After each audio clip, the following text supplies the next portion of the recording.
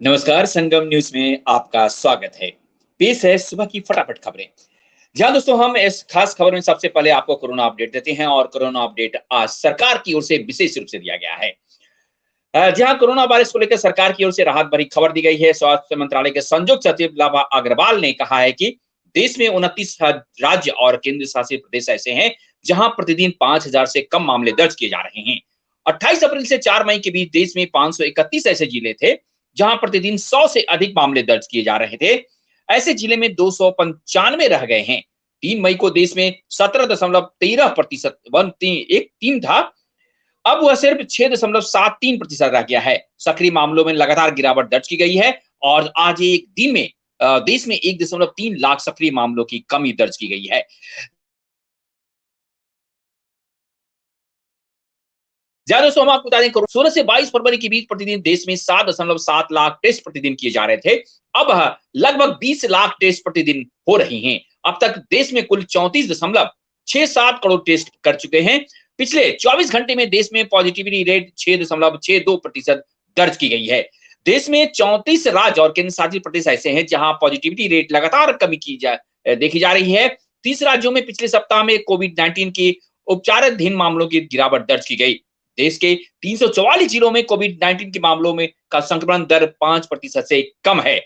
जहां लव अग्रवाल ने बताया है कि अब तक देश में 21.6 करोड़ वैक्सीन डोज दिए जा चुके हैं। 45 वर्ष से ज्यादा आयु वर्ग के 15.48 करोड़ डोज, हेल्थ केयर के 1.67 करोड़ डोज और फ्रंटलाइन वर्कर के 2.42 करोड़ डोज और 18 से 44 आयु वर्ग के 2.00 करोड़ डोज दी जा चुकी है। दोस्त दर्शकों, हम आपको बता दें कि भारत में अकेले मई में कोविड-19 की दूसरी लहर के दौरान कोरोना वायरस के 88.82 से अधिक मामले सामने आए, जो देश में अब तक संक्रमित 2.8 करोड़ से अधिक लोगों को 31.67% है। इस तरह इस महामारी के दौरान सबसे खराब मई महीना रहा है। मई में इस महीने बीमारी के चलते 1,17,247 लोगों की जान गई। जहां दोस्तों हम आपको ये फिर से बता देते हैं, इस बीमारी के चलते 1,17,247 लोगों की जान भी गई, जो अब तक संक्रमण से हुई है और 3,29,100 मौतों को 35.63% है। 7 मई को 24 घंटे में अब तक कोविड-19 से सर्वाधिक 4,14,188 मामले सामने आए हैं। 29 मई को सबसे अधिक 4,529 मरीजों ने अपनी जान गंवाई है। जहां दोस्तों तो ये बड़ी खबर हम आपको खास तौर पर दे रहे थे कि आखिर क्या क्या क्या कुछ है कोरोना में, और हम प्रतिदिन आपके लिए खबर देते हैं। लेकिन आज देखिए बड़ी घोषणा की है। हम उस पर भी खास चर्चा करते हैं। 12वीं बोर्ड की परीक्षा को लेकर मोदी सरकार ने बड़ा फैसला किया है। प्रधानमंत्री नरेंद्र मोदी की अध्यक्षता में हुई बैठक में 12वीं बोर्ड परीक्षा को रद्द करने का निर्णय लिया गया। प्रधानमंत्री ने कहा है कि यह फैसला छात्रों के हितों को ध्यान में रखकर लिया गया है। प्रधानमंत्री ने साफ तौर से कहा कि छात्रों को स्वास्थ्य और उनकी सुरक्षा सबसे महत्वपूर्ण है और इसे किसी प्रकार का समझौता नहीं किया जा सकता। उन्होंने कहा कि परीक्षा को लेकर छात्रों, अभिभावकों और शिक्षकों को उत्सुकता को समाप्त किया जाना चाहिए। प्रधानमंत्री ने यह भी कहा कि ऐसे तनाव भरे माहौल में छात्रों की परीक्षा में शामिल होने को लेकर दबाव नहीं डाला जाना चाहिए। निश्चित तौर पर जो असमंजस बना हुआ था, अब वह असमंजस खत्म हो गया। इस बीच पश्चिम बंगाल से खबर है। पश्चिम बंगाल विधानसभा से पहले इस्तीफा देने वाले स्वप्न दासगुप्ता एक बार फिर से राज्यसभा के लिए मनोनीत किए गए हैं।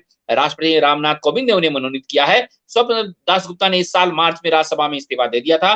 भाजपा की ओर से उन्हें पश्चिम बंगाल विधानसभा चुनाव में बतौर प्रत्याशी मैदान में उतारा गया था। हालांकि वो ये चुनाव हार गए थे। लेकिन इस बीच हम चलते देखते हैं क्या कुछ कर रही है कांग्रेस। या राहुल गांधी कर रहे हैं, उन्होंने ट्वीट किया है कि प्रधानमंत्री हॉल ऑफ फेम है, न्यूनतम जीडीपी, अधिकतम बेरोजगारी। इस विषय को लेकर पार्टी महासचिव प्रियंका गांधी वाड्रा ने भी आरोप लगाया है कि विकास दर -7.3 है, बेरोजगारी दर 12% है और दूसरी लहर में 1 करोड़ नौकरी खत्म और 2020 में 97% लोगों की आय घटी है। पेट्रोल 100 रुपए से ऊपर है और सरसों का तेल 200 रुपए, रसोई गैस 809 रुपए। अर्थव्यवस्था में आपदा और आपदा में अवसर, यह मोदी सरकार का मास्टर स्ट्रोक है। जहां बताइए आखिर ऐसे में कैसे चलेगा।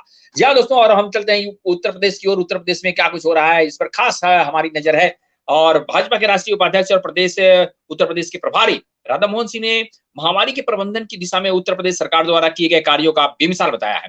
कोरोना प्रबंधन को लेकर योगी सरकार नाकाम रहने के आरोपों को पूरी तरह से खारिज करते हुए कहा कि सरकार का काम बेमिसाल रहा है। भाजपा नेता और कार्यकर्ता सबसे मुश्किल दौर में लोगों की मदद की है। उन्होंने दावा किया कि विश्व स्वास्थ्य संगठन ने भी उत्तर प्रदेश के कोविड-19 प्रबंधन को सराहा है और सही ने कहा कि उत्तर प्रदेश में भाजपा के नेतृत्व में परिवर्तन के का कोई चांसेस नहीं है, यह कपोल कल्पना है। जी हाँ दोस्तों, तो ये एक बड़ी खबर थी, लेकिन हम आपको बता दें कि योगी आदित्यनाथ ने आज एक बड़ी खास तौर से अभियान शुरू किया है। जी हाँ, और वो अभियान है टीकाकरण का, जिसकी वो घोषणा कर चुके थे, इसका आगाज हो गया है।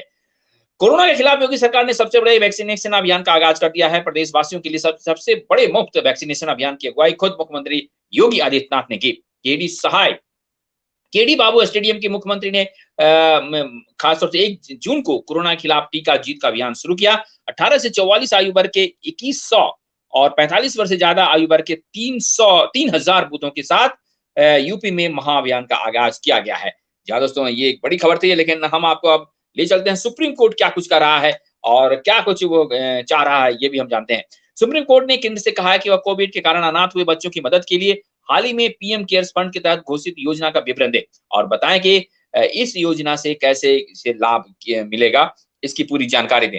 और वहीं रामदेव बाबा पर लगातार दबाव बना हुआ है और उन पर केस हो रहे हैं, लेकिन वो भी रामदेव बाबा इसका जवाब देने के लिए तैयार हैं।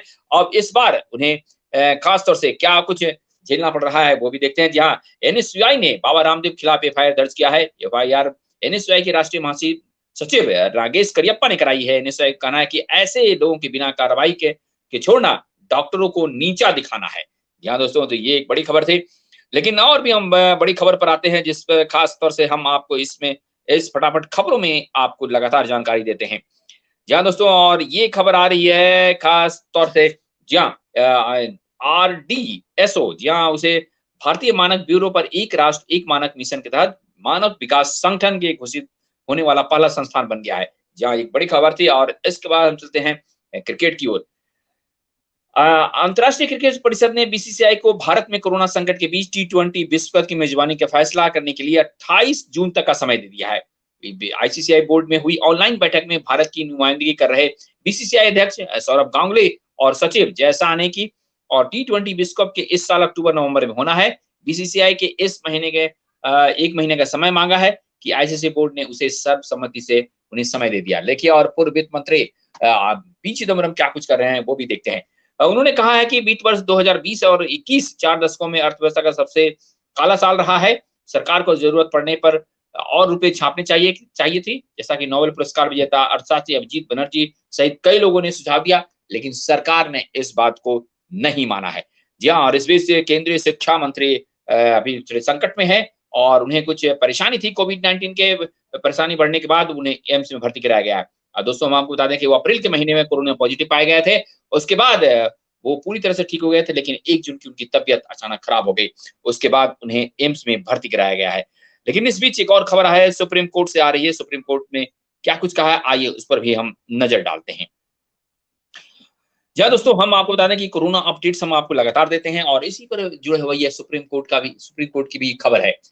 जहाँ केंद्र सरकार द्वारा सर्वोच्च न्यायालय के यह सूचित किए जाने के लिए 1 दिन बाद कि वह साल के अंत तक पूरे प्रदेश में 18 से अधिक की आबादी की कोविड-19 के खिलाफ टीका लगाने की उम्मीद करता है। सुप्रीम कोर्ट के वरिष्ठ न्यायाधीश न्यायमूर्ति डी चंद्रचूड़ ने आशा व्यक्त की है कि सभी के लिए टीकाकरण होगा, ताकि अदालत से सुनवाई फिर से शुरू किया जा सके। जी दोस्तों, तो ये थी सुबह की फटाफट खबरें जो हम आपको खास तौर से संगम न्यूज में दे रहे थे। दोस्तों, अगर आपने चैनल को सब्सक्राइब नहीं किया तो सब्सक्राइब कीजिए और नोटिफिकेशन बेल भी बजाइए, ताकि देश दुनिया से खबरों के साथ ऐसे फटाफट खबरें आपको यही मिलेगी। नमस्कार।